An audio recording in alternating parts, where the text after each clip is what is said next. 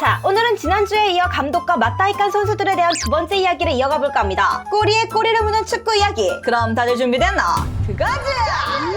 가장 먼저 애고가 강하기로 소문난 무리뉴와 포그바의 갈등. 2016년 8월 맨유에 부임한 무리뉴는 월드 레코드 금액을 갈아치우며 포그바를 영입했고 첫 해에 함께 유로파리그 우승을 달성하며 처음에는 사이가 상당히 좋았는데요. 그러다 2018년 초쯤 무리뉴는 수비 가담이 영 아쉬운 포그바를 선발해서 제끼고 자극하며 살살 길들이기 시작. 그러다 2018년 중순 포그바가 월드컵을 우승하자 축하를 보내면서도 포그바가 월드컵에서 보여준 집중력을 맨유에서도 보여줘야 됩니다 라며 뼈있는 메시지를 보냈고 약 한 달 뒤 시즌 개막 후 포그바는 지금 행복하냐는 질문에 제가 말할 수 없는 것들이 있습니다. 만약 입을 열었다가는 벌금을 물게 되겠죠. 라며 돌려서 어네필이 쓱 뛰었고 얼마 후 울버햄튼과 비긴 후에는 홈에서는 공격하고 또 공격해야 됩니다. 우린 맨유고 여긴 올드 트래포드입니다. 라며 소속팀 감독의 전술을 공개적으로 까면서 불화살의 못을 제대로 박은 포그바. 또 이런 소리를 듣고 가만히 있을 무리뉴가 아니잖아요. 이에 팬들은 슬슬 팝콘 봉다리를 뜯기 시작했고 그 기대에 부응하듯 곧바로 무리뉴는 포그바의 부주장직을 박탈한 뒤 바로 다음 더비와의 경기에서 명단 제외시켜버렸죠.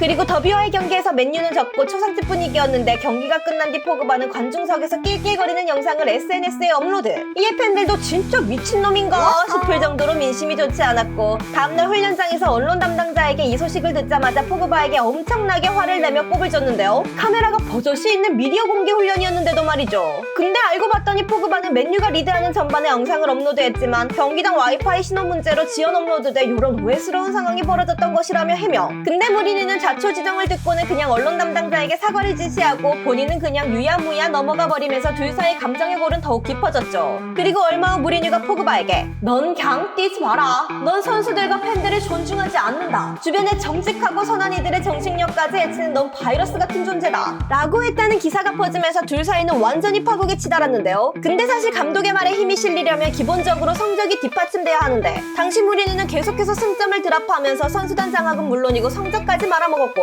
결국 포그바이러스 드립을 끝으로 며칠 안가 잘리게 됐죠. 그리고 이때다 싶어 포그바는 SNS에 우참하는 표정의 사진과 함께 제목을 지어봐 라는 글을 올렸다가 삭제하는 세레머니를 펼치면서 승리를 만끽했습니다. 이어서 무리뉴는 레알 시절에도 선수랑 맞다이 깐 적이 있는데 그 인물은 바로 레알 역대 최고의 골키퍼라 평가받는 카시아스. 당시 엘클라시코는 그 어떤 때보다 치열하고 뜨거웠는데 무리뉴는 선수들에게 바르사를 적으로 간주하고 거칠게 다뤄주라며 말 그대로 전쟁을 펼칠 것을 요구했는데요. 그리고 수페르코파에서 양팀의 신경전이 벌어졌고 무리뉴는 바르사 코치였던 빌라노바에게 눈뽕을 시전하면서 솔선수범하는 모습을 보였죠. 이후 경기가 끝난 뒤 양팀의 분위기는 더욱 험악해졌고 이에 스페인 대표팀 주장이었던 카시아스는 대표팀 분열을 막기 위해 바르사의 차비와 푸열에게 전화를 걸어 화해를 시도. 당연히 무리뉴는 이를 탐탁치 않게 여겼는데요. 그러면서 서서히 무리뉴와 카시아스 사이에 냉랭한 분위기가 형성됐고 카시아스를 필두로 한 고참 중심의 반 무리뉴파 그리고 아르벨로아를 중심으로 한 친 무리뉴파로 파벌이 나뉘게 됐죠. 근데 그런 와중에 무리뉴의 전술이 지속적으로 언론에 새나갔고 특히 메시를 지우기 위해 엘클 대비 특별 제조한 페페 시프트 전술마저 경기 전에 다 뽀록 나자 완전히 눈알이 돌아버린 무리뉴. 이에 무리뉴는 경기가 끝나고 라커룸에서 눈물을 흘리며 도대체 내가 뭘 할 수 있겠나. 니들 중 한 명이 쥐새끼 스파이 짓을 하는데 너희들 중 한 명이 칼로 내 등을 후벼 판 거야. 이 중요한 게임에서 도대체 누구냐고 그 배신자 새끼가 라며 눈물로 호소. 근데 이를 본 카시아스는 뭐 어쩌라는 거야 라는 듯 뚜벅뚜벅 샤워실로 가버렸는데요. 사실 당시 카시아스의 여자친구가 리포터였던 터라 합리적 의심이 들긴 했지만 설마 했는데 이 행동으로 인해 무리뉴는 완전히 카시아스를 범인으로 결론짓게 됐죠.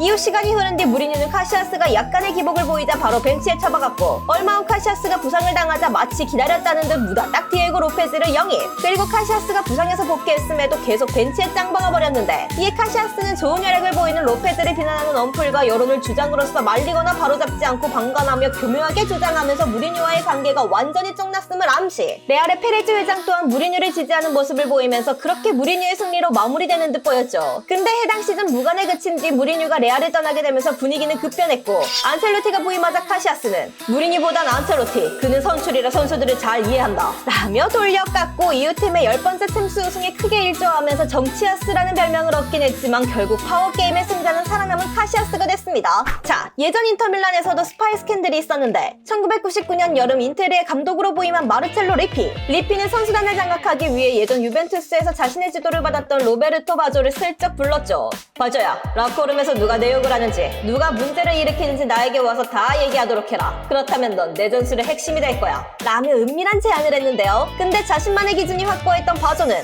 감독님, 전 팀을 위해 골을 넣고 어시스트를 할 수는 있지만 동료들을 팔아넘기는 스파이 짓은 할 수 없습니다. 라고 했고 자신의 생각대로 상황이 풀리지 않자 리피는 바조를 철저히 배제하기로 결심. 프리시즌 훈련장의 바조가 40m 투상거리 패스로 어시를 기록하자 동료들이 감탄하며 바조를 지켜 세워줬고 이걸 지켜보던 리피는 어이! 칭찬하지 마! 저딴 플레이는 아무짝에 쓸모없다고! 바조 너 똑바로 안 하냐?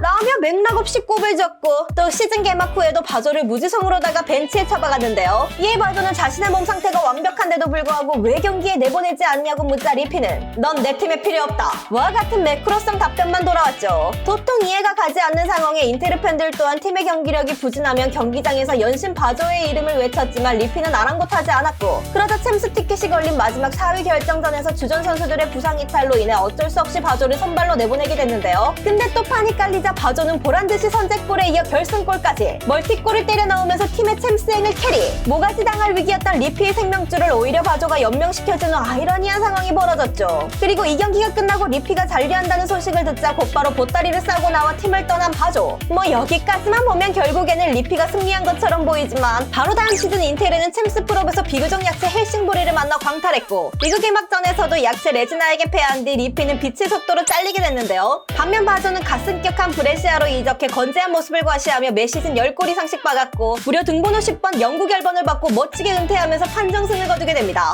이에서 의견 대립을 넘어 물리적인 충돌까지 이어진 사례를 살펴볼까요? 선수 시절 심판을 갖다 밀어버린다든지 공개적으로 나치식 경례를 시전한다든지 범상치 않은 인성의 소유자로 유명한 디카니오. 이 양반이 2011년 여름 스윈던 타운 감독이었던 당시 QPR에서 뛰던 피지컬 좋은 공격수 레온 클라크를 영입했는데요. 그리고 약 10일 뒤 소튼과의 리그컵 경기에서 패한 후 클라크는 그라운드에서 팀 코치에게 강하게 불만을 드러냈고 이를 본 디카니오는 클라크에게 다가가 들어가서 얘기하자고 달랬죠. 근데 뭔가 상당히 짜증이 난 클라크는 이를 뿌리치며 아이씨 만지지 마요 정말 짜증나니까 라고 했고 이에 디카니오는 살짝 긁히긴 했지만 꾹 누르고 터널로 들어가는데 클라크가 나한테 이래라 저래라 하지 말라고 당신 밑에서는 더 이상 뛰고 싶지 않으니까 라며 막 나가는 모습을 보였고 참다 뚜껑이 열린 디카니오는 냅다 멱살을 부여잡고 한 푸닥거리했죠. 그러면서 야이 지방을 만한 새끼야 거치나 감독이 X박 같아? 너같이 아마추어보다 못한 새끼는 다시는 우리 팀에서 못 뛸 줄 알아라 라며 으름장을 놓고 일주일 뒤 바로 임대 보내더니 겨울 이적 시장이 열리자마자 자유계약으로 유기해버렸죠. 그렇게 팀 개강을 제대로 잡은 디카니오는 점점 순위를 끌어올리더니 결국 4부 리그를 우승하고 3부 승격을 이뤄냈죠. 그리고 프로축구에서 감독과 선수가 멱살잡이를 넘어 진짜 죽탱이를 꽂아버린 케이스도 있는데요. 2012년 5월 피오렌티나는 강등권 싸움을 이어갈 정도로 분위기가 좋지 않았는데 19위 노바라와의 경기에서 전반 30분 만에 0대2로 끌려가게 됐죠. 이에 델리오 로시 감독은 분위기를 바꾸기 위해 부진하던 아뎀 랴이츠를 빼고 루벤 올리베라를 투입. 근데 30분 만에 교체 아웃시키자 상당히 긁힌 랴이츠는 나오면서 감독에게 아이고 아주 명장납시셨어요 라며 비아냥대더니 급기야 세르비아어로 패드립이 섞인 욕설까지 뱉었다고 하는데요. 근데 문제는 로시가 오랜 시간 동유럽 선수들을 다수 다뤘었고 이 세르비아 욕을 알아들어버린 것. 당연히 개빡친 로시는 바로 망카엘을 시전하고 달려가더니 멱살을 잡고 그대로 랴이츠의 죽탱이를 딱! 그리고 이 사랑의 매가 효과가 있었던 건지 랴이츠가 얌전해진 모습으로 자리를 뜨면서 상황이 마무리됐죠. 랴이츠가 빠진 피오렌티나는 공교롭게도 두 골을 따라붙으면서 무승부를 기록. 맞다이 결과와 더불어 경기 결과도 로시 감독의 판단이 옳았음이 증명됐지만 경기가 끝난 뒤 폭력적인 행동을 보인 로시를 피오렌티나는 즉각 해고했고 반면 랴이츠는 벌금과 함께 내부 징계로 마무리. 그리고 바로 다음 시즌 부임한 몬텔라 감독 아래 포텐이 만개하면서 판정승을 거두게 됩니다.